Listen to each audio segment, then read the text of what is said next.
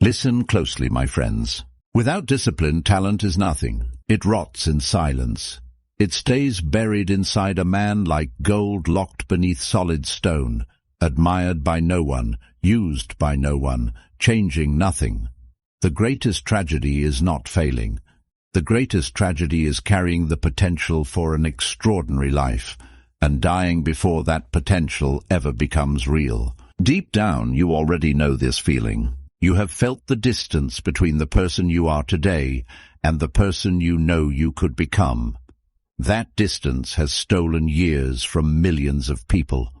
The Stoics understood this long before the modern world gave it new names. They knew that the gap between intention and action is where most dreams quietly go to die. Right now, somewhere in the world, there is a man with less talent than you, less intelligence than you, fewer opportunities than you, quietly building the life you keep imagining. Not because he is luckier, not because he is stronger, because years ago he made one decision. He stopped negotiating with himself. He no longer waits to feel inspired. He no longer asks his emotions for permission. He no longer lets comfort vote on the direction of his life. While others argue with themselves every morning, he simply moves. That single difference, repeated every day for years, separates ordinary lives from extraordinary ones.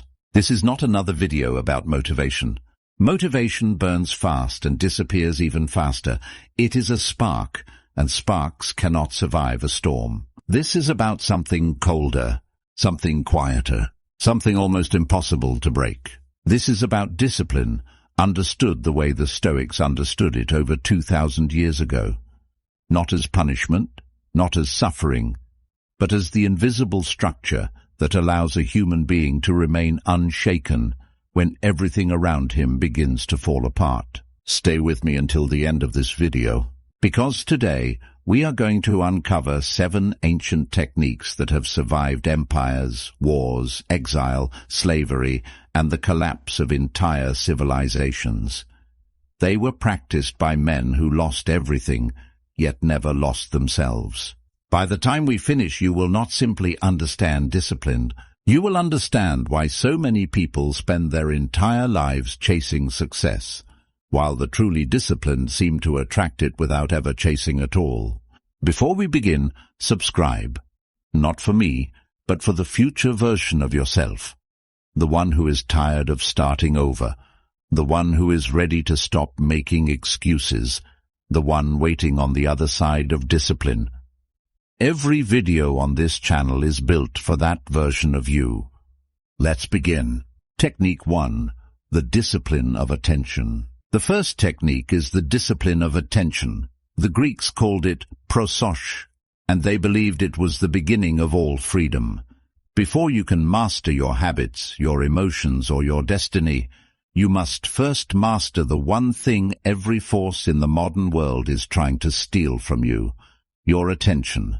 Because wherever your attention goes, your life quietly follows. Musonius Rufus believed that no man wakes up one morning and suddenly ruins his life.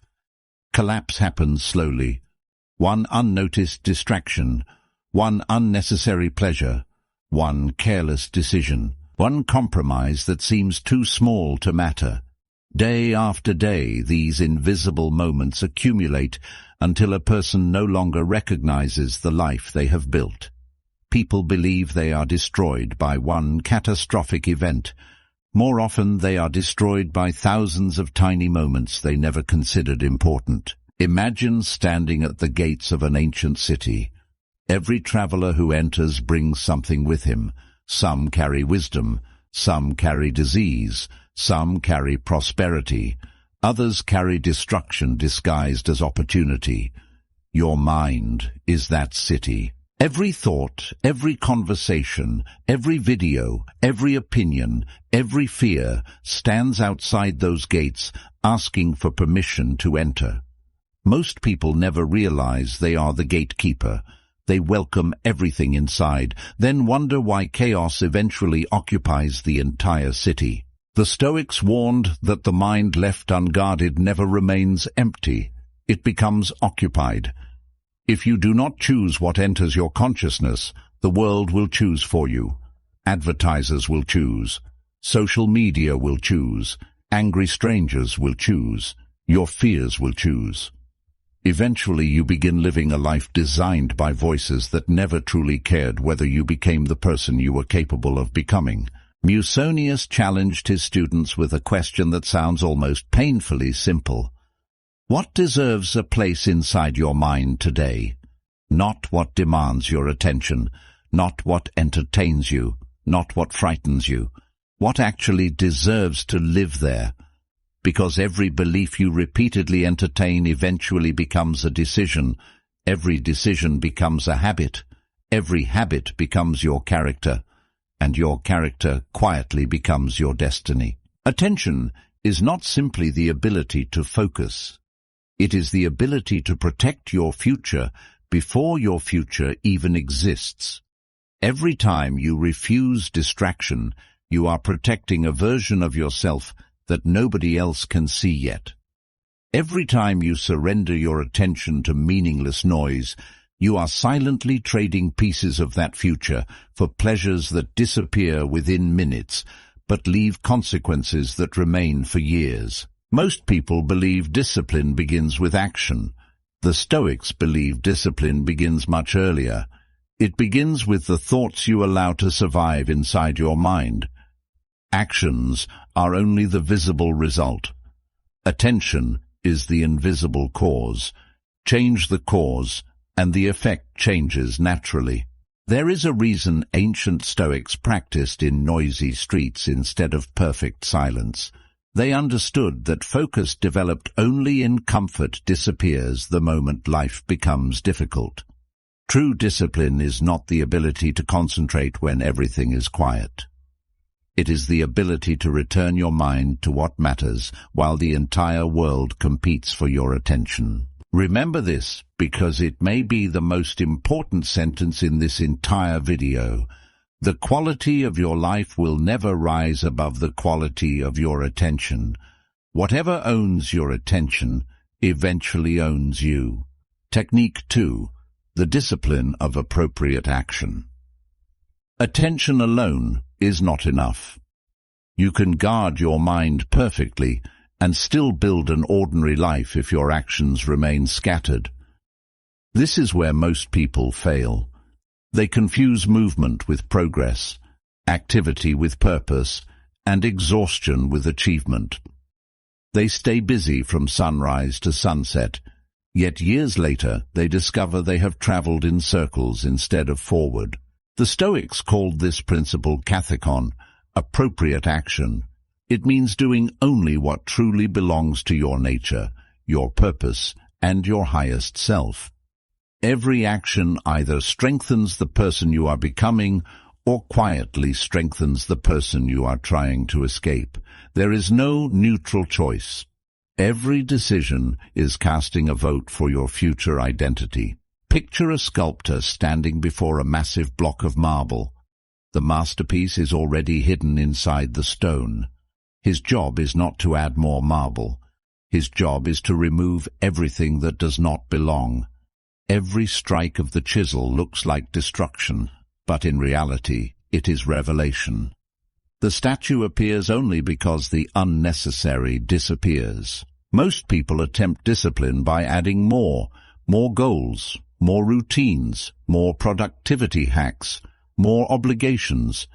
Eventually the weight becomes unbearable, and they collapse beneath a life they built with their own hands. The Stoics understood something timeless. Greatness is rarely created by addition. It is almost always created by elimination. Panaetius warned his students that the greatest danger was not laziness. It was distraction disguised as responsibility. A person can spend every hour of the day working and still accomplish nothing meaningful if none of that effort serves the life they were meant to build. Busyness often becomes the safest hiding place for people who are afraid to pursue what truly matters. Ask yourself a difficult question. If someone silently watched your actions for the next 30 days, without hearing your dreams or your excuses, what future would they assume you are creating? Because your calendar never lies. Your habits never lie. Your actions tell the truth long before your words ever do. Every unnecessary commitment steals energy from a meaningful one. Every pointless argument steals attention from your purpose. Every automatic yes to something unimportant becomes a hidden no to something that could have changed your life. This is why discipline is not learning to do more. It is learning to protect what deserves your strength. Helvidius Priscus understood this better than almost anyone in Roman history. When ordered to abandon his principles, he calmly accepted the consequences rather than betray his character. He understood that losing comfort was painful, but losing integrity was far worse. A disciplined person does not ask, "What is easiest?"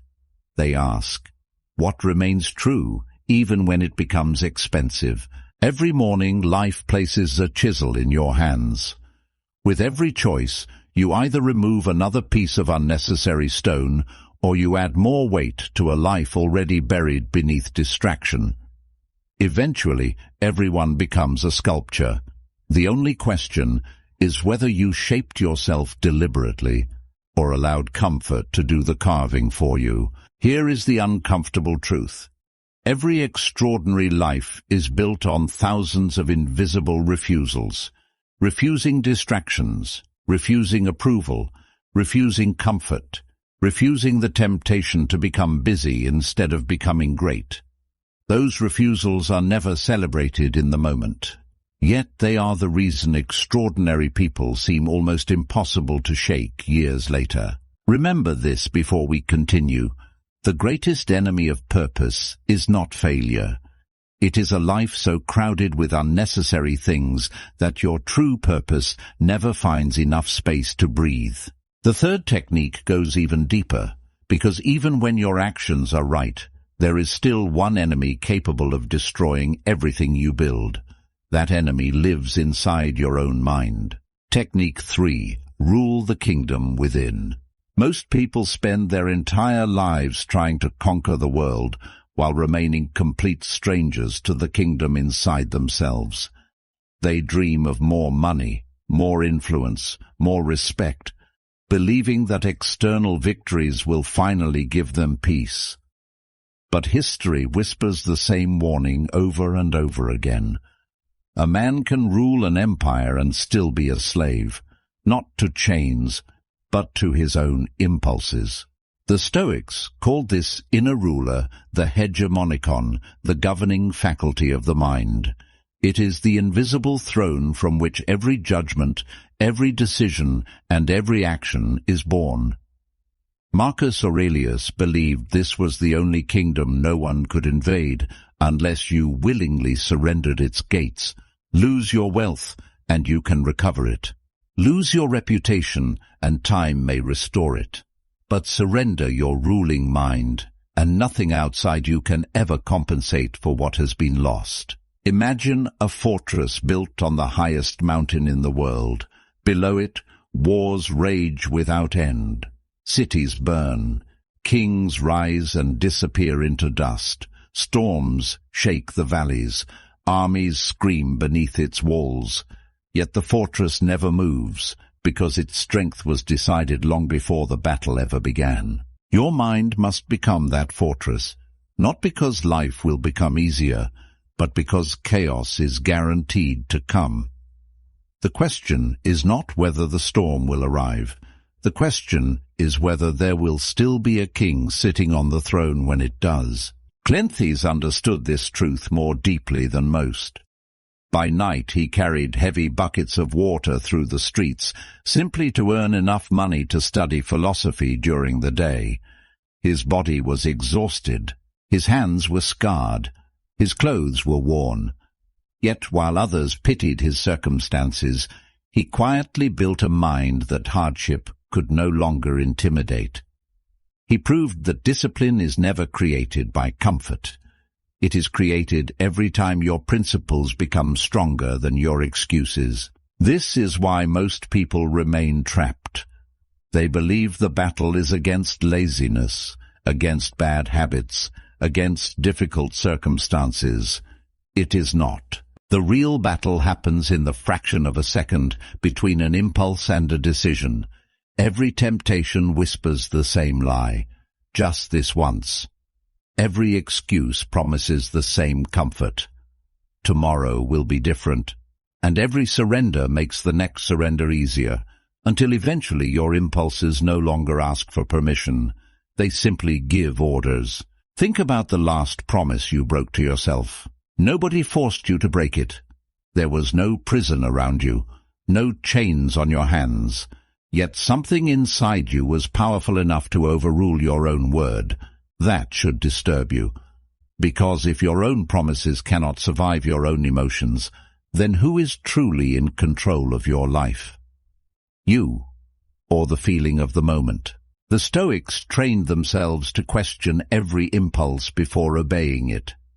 They understood a truth modern psychology would discover thousands of years later. A thought is not a command. An emotion is not an obligation. An urge is not destiny. Just because your mind speaks does not mean you must listen. Between every impulse and every action exists a small, almost invisible space. Inside that space lives your freedom. Alexander the Great conquered nearly the entire known world before the age of 30, yet even he admitted that ruling himself was harder than ruling nations. His armies obeyed him more faithfully than his own anger. His enemies feared his sword, yet his own pride repeatedly wounded him more deeply than any battlefield ever could. The world remembers his victories. Philosophy remembers his weakness, because the greatest empire he ever failed to fully govern was the one inside his own soul. Every time you choose principle over impulse, patience over anger, discipline over comfort, you lay another stone in your inner fortress. Nobody applauds those moments. Nobody posts them online. Yet those invisible victories are the reason some people remain calm while others collapse under pressure. Character is not revealed in public. It is constructed in private, one unseen decision at a time. Remember this, because it may be the hardest truth in the entire Stoic philosophy. The person who defeats you most often is rarely another human being. It is the version of yourself that asks for comfort every time greatness asks for sacrifice. Until that inner voice loses its authority, no external success will ever make you truly free. The fourth technique will challenge something even deeper, because before you can master suffering, you must first stop being surprised by it. Technique 4. Embrace the wait before it arrives. Most people pray for an easier life. The Stoics prayed for stronger minds. They understood something the modern world spends billions trying to avoid. Comfort does not prepare you for suffering. It prepares you to fear it. The more protected you become from difficulty, the more fragile you become when difficulty inevitably arrives. Seneca practiced a discipline called premeditatio malorum, the premeditation of adversity. Before an important day, before a journey, before any uncertain future, he would sit in silence and deliberately imagine loss, failure, rejection, betrayal, poverty. Not because he expected the worst, but because he refused to let fear surprise him.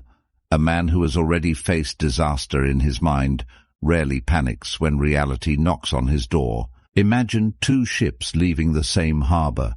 One has spent years sailing through violent storms, learning every current, every wave, every terrifying night beneath a black sky. The other has known only calm water. Which captain would you trust when the horizon suddenly turns dark? The sea does not create the sailor. It reveals the sailor that training has already built. Life follows exactly the same law. This is why suffering breaks one person while transforming another. The difference is rarely pain itself. It is preparation. Most people spend years preparing for success, but almost no time preparing for hardship, even though hardship is the one visitor guaranteed to arrive. The Stoics chose voluntary discomfort because they understood an uncomfortable truth. Pain is temporary. Fragility is permanent unless you confront it. Cato the Younger would sometimes wear rough clothing when luxurious robes were available. He ate plain food while surrounded by extravagant feasts. He walked through winter without unnecessary comfort. Outsiders believed he was punishing himself. They misunderstood completely. He was rehearsing freedom. He wanted absolute certainty that pleasure would never become his master and discomfort would never become his prison. The modern world teaches you to remove every inconvenience from your life. Food arrives instantly. Entertainment never ends. Silence has been replaced with endless stimulation. We celebrate convenience without realizing that every comfort we become dependent upon quietly lowers the threshold of pain we are capable of carrying. A generation protected from small hardships often collapses beneath ordinary challenges. Think about steel inside a furnace. Fire does not apologize for the heat it creates. Yet without that fire, steel remains weak enough to bend under pressure. Character follows the same principle. Every disappointment, every lonely season, every failure, every rejection, they are not obstacles standing in the way of your growth. They are the furnace responsible for creating it. Remove the fire, and you also remove the strength. Nelson Mandela spent 27 years inside a prison cell, stripped of nearly everything the world considers valuable. Yet the prison failed to imprison his mind, because long before his body walked free, he had already defeated hatred, bitterness, and despair within himself. That is why some people leave suffering filled with wisdom, while others leave carrying only resentment. Pain teaches nothing by itself. The mind decides what the lesson becomes. Start practicing hardship before life chooses it for you. Stay with hunger a little longer before eating. Stay with silence a little longer before reaching for your phone. Finish one more repetition when your body asks to stop. Wake up when comfort begs you to stay asleep. These moments appear insignificant, but they are quietly teaching your nervous system that discomfort is not an emergency. It is simply another place where strength is waiting to be built. Here is the truth that separates extraordinary people from everyone else. The strongest minds are not the ones who avoid suffering. They are the ones who stop negotiating with it. They understand that every storm survived voluntarily makes the unavoidable storms of life far less terrifying. By the time hardship finally arrives uninvited, it no longer feels like an enemy. It feels like familiar ground. Remember this carefully. Life will eventually ask every human being the same question. Who are you when comfort disappears? On that day, your answer will not come from motivation. It will come from the quiet training you completed when nobody was watching. The fifth technique changes everything, because strength alone is never enough. Without structure, even the strongest mind eventually loses its way. Technique 5. Build a life that does not depend on motivation. There is a lie almost every person believes at the beginning of their journey. They think that one day they will wake up feeling ready, ready to work, ready to change, ready to become disciplined. But that morning never comes. Motivation is a visitor, not a resident. It arrives without warning, stays briefly, and disappears the moment life becomes uncomfortable. If your future depends on motivation, then your future is resting on something that was never designed to stay. The Stoics never trusted emotion to guide their lives. They trusted structure. They understood that freedom is not created by doing whatever you feel like doing. Freedom is created by building a life where your highest values continue to operate, even when your emotions refuse to cooperate. A disciplined man does not ask himself every morning whether he feels like doing what matters. He removes the question entirely. Rutilius Rufus lived by this principle.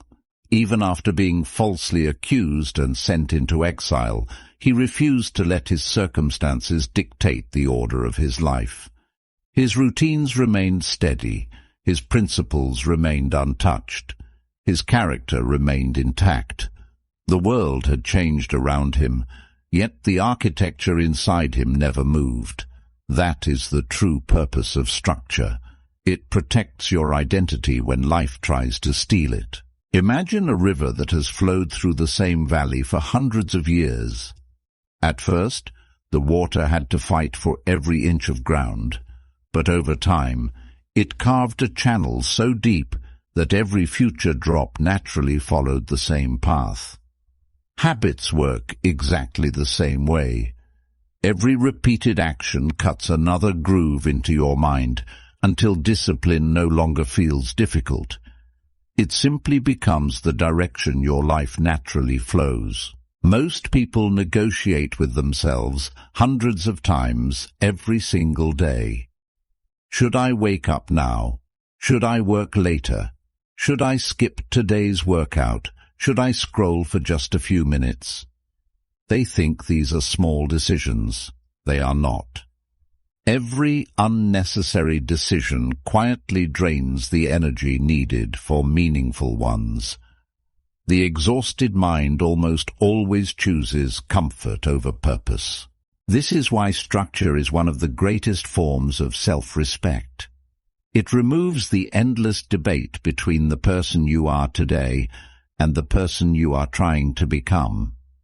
When your routine is already decided, your emotions lose their vote.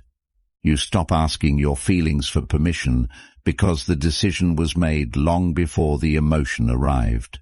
Look closely at the people you admire most. They rarely possess stronger motivation than everyone else. What they possess is stronger systems. While others rely on inspiration, they rely on repetition. While others wait for the perfect mood, they quietly follow the path they built months or years earlier.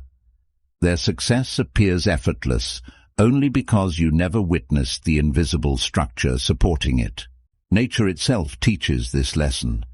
The sun never waits to feel inspired before it rises. The seasons never ask whether they should arrive this year. The ocean never debates whether it should return to the shore. The greatest forces in existence are powerful because they are consistent. Human greatness follows the exact same law. Consistency always outlives intensity. Here is the uncomfortable truth. Every excuse sounds reasonable when you hear it for the first time. I'm tired. Tomorrow will be better. Just this once. But the mind keeps a record of every exception. Eventually, those exceptions become your identity. You no longer break the routine occasionally. You become someone who breaks promises to yourself. And once that identity is formed, rebuilding trust becomes far harder than building it correctly the first time. So build a life where discipline is automatic. Let your mornings begin before your excuses wake up. Let your environment make good decisions easier than bad ones. Remove temptation before temptation ever has the chance to speak. The strongest people are not those with the strongest will. They are those who designed a life where willpower is needed less and less every single day. Remember this, because it may be the difference between dreaming about greatness and actually living it. You do not rise to the level of your motivation. You fall to the level of your structure. When life becomes chaotic, when pain arrives, when emotions collapse, your routines will carry you exactly where your inspiration never could. The sixth technique is perhaps the most difficult of them all. because it demands that you transform your relationship with time itself, and with the one thing every human being fears losing most. Technique 6. Become friends with mortality. There is one truth that every human being spends a lifetime trying to outrun, yet not a single person has ever escaped it. Death. We whisper about it. We postpone thinking about it. We distract ourselves from it with entertainment, ambition, and endless noise. But the Stoics did something almost unimaginable. They looked directly at it, not with fear, but with gratitude. Because they believed the awareness of death is not what destroys life. Forgetting death is. Marcus Aurelius wrote, "You could leave life right now. Let that determine what you do, what you say, and what you think." At first, those words sound cold, but they are not a threat. They are a liberation. When you truly understand that your time is finite, you stop wasting it on people who drain your soul, on arguments that change nothing, and on dreams you keep postponing for a tomorrow that has never promised to arrive. Imagine an hourglass resting silently on a table. Every grain of sand that falls is invisible in isolation. You do not notice the first grain, or the 1,000th. But eventually you look up and realize the bottom is almost full. Life passes exactly like that. Not in dramatic moments, but in ordinary afternoons, forgotten conversations, postponed ambitions, and mornings you believed would always be repeated. The greatest thief of life is not death itself. It is the illusion that there will always be more time. The Stoics practiced memento mori. Remember that you must die. They did not carry this thought to become pessimistic. They carried it so they would never become careless. Every sunrise became more valuable because it was not guaranteed. Every embrace became deeper because it could be the last. Every decision carried greater weight because they understood that every choice consumed a piece of a life that could never be replaced. Emperor Marcus Aurelius ruled the most powerful empire on earth, yet every morning he reminded himself that the crown could not negotiate with mortality. Disease did not respect power. Time did not admire wealth. Death did not pause for emperors. That realization did not make him weaker. It made him impossible to distract with trivial things. When you remember how temporary everything is, your standards become sharper, your priorities become clearer, and your courage becomes quieter. Now ask yourself something most people are too afraid to ask. If you knew with absolute certainty that 1 year from today would be your final day alive, what would disappear from your life tomorrow morning? How many grudges would suddenly become meaningless? How many fears would lose their authority? How many excuses would sound ridiculous? The tragedy is not that we die. The tragedy is that most people wait until life is nearly over before they finally begin living honestly. Seneca once wrote that it is not because we have a short time to live that we fail to live fully. It is because we waste so much of it. Every hour given to resentment is an hour stolen from peace. Every day surrendered to hesitation is a day your future will never receive back. Time is the only currency that cannot be earned twice. Once spent, even the richest person on earth cannot buy back a single second. This is why disciplined people protect their hours so fiercely. They understand that saying yes to something meaningless is secretly saying no to something that could have transformed their life. Every distraction carries a hidden price. Every delay quietly signs a contract with regret. The clock never argues. It simply keeps moving while we convince ourselves there will always be another chance. One day, without warning, you will do something for the last time. The last conversation with someone you love, the last sunrise you ever witness, the last opportunity to become the person you were capable of becoming. you will not know it is the last while it is happening. That is why the Stoics refused to postpone life. They treated each ordinary day as something sacred precisely because it was temporary. Remember this, because it may be the most important lesson you ever hear. The purpose of remembering death is not to fear the end. It is to stop wasting the time that exists before it. A person who makes peace with mortality becomes almost impossible to manipulate because they no longer trade their limited life for unlimited distractions. And now we arrive at the final technique, the one that binds every lesson together and determines whether these ideas remain inspiring words or become the foundation of the person you will be for the rest of your life. Technique 7. Become the person who cannot be broken. Everything you have heard until now has been leading to this final truth. Discipline is not the destination. It is the process of becoming someone whom circumstances can no longer control. Most people spend their lives trying to build a better future. The Stoics spent their lives building a better self because they knew that once the person changes, the future has no choice but to change with them. Marcus Aurelius never believed that greatness was measured by wealth, applause, or power. He believed it was measured by one question alone. Can you remain yourself when life gives you every reason not to? Anyone can remain calm when life is easy. Anyone can appear disciplined when success is flowing.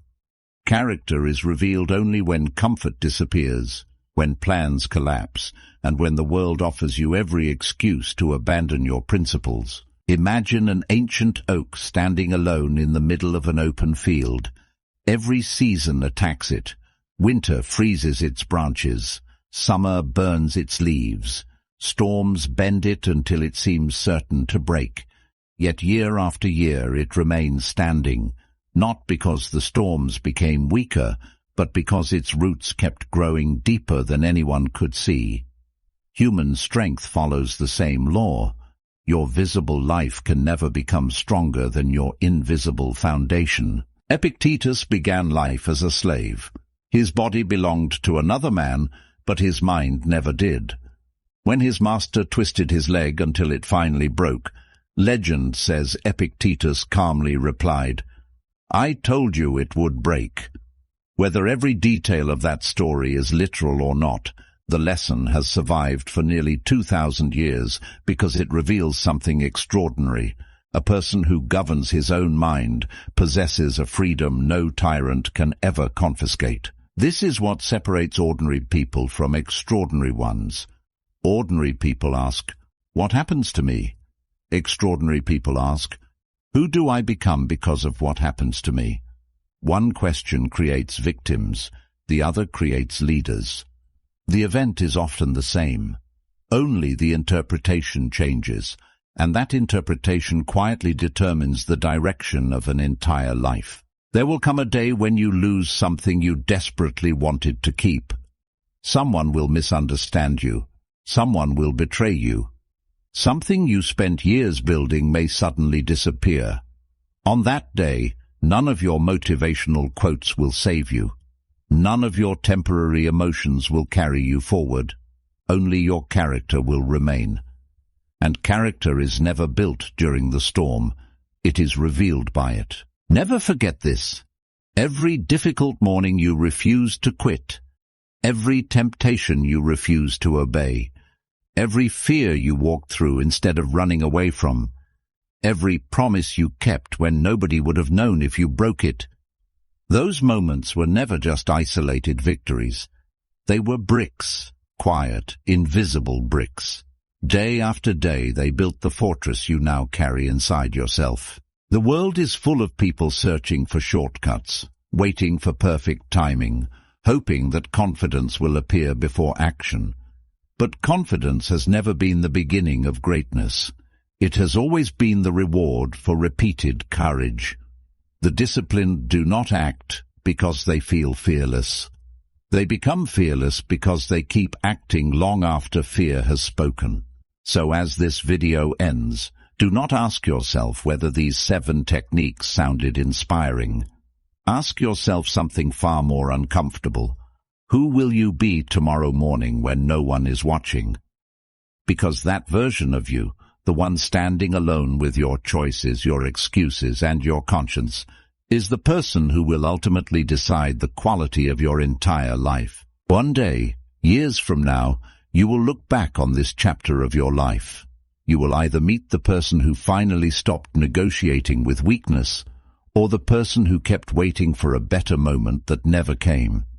That decision has never belonged to fate. It has never belonged to luck. It has always belonged to you. Guard your mind. Master your actions. Rule your inner kingdom. Welcome adversity. Build unshakable structure. Remember your mortality. And above all, become the person who cannot be broken. Because in the end, the greatest victory is not conquering the world. It is becoming someone the world can no longer conquer. For centuries, these ideas have survived wars, empires, revolutions, and the rise and fall of civilizations, not because they make life easier, but because they make human beings stronger. The world around you will continue to change. Technology will change. Economies will change. People will change. But the mind that has learned to govern itself remains timeless. The truth is, nothing you heard today will change your life by itself. Knowledge has never transformed anyone. Action has. Millions of people know what they should do, yet they continue living the same life because information without discipline is nothing more than entertainment. Wisdom begins only when an idea becomes a habit. So when this video ends, resist the temptation to simply move on to the next one. Instead, choose one principle. Protect your attention. Keep one promise to yourself. Welcome one moment of discomfort. Build one habit that your future self will thank you for. Great lives are never changed by one giant decision. They are changed by one small decision, repeated until it becomes identity. Years from now, nobody will remember the excuses that felt so convincing today. Nobody will remember the comfort you chose over growth. But you will live with the consequences of every decision you make from this moment forward. The person you become is being shaped right now, in ordinary moments that seem too small to matter. Marcus Aurelius once reminded himself that the happiness of your life depends upon the quality of your thoughts. But perhaps an even greater truth is this: the strength of your life depends upon the quality of your discipline. Because when discipline becomes your identity, confidence follows naturally, peace follows naturally, success follows naturally, not overnight, but inevitably. One day, life will test everything you claim to believe. It will test your patience, your courage, your integrity, your discipline, and your character. On that day, you will not rise because of motivation. You will rise because of the person you quietly became while no one was watching. If this video gave you even one idea worth carrying into your life, don't let it remain another forgotten lesson. Let it become the beginning of a different way of living. Because in the end, the greatest achievement is not becoming richer, more famous, or more admired. The greatest achievement is becoming the one person that pain cannot corrupt, comfort cannot weaken, fear cannot control, and time cannot erase. Become disciplined. Become unshakable, become unstoppable,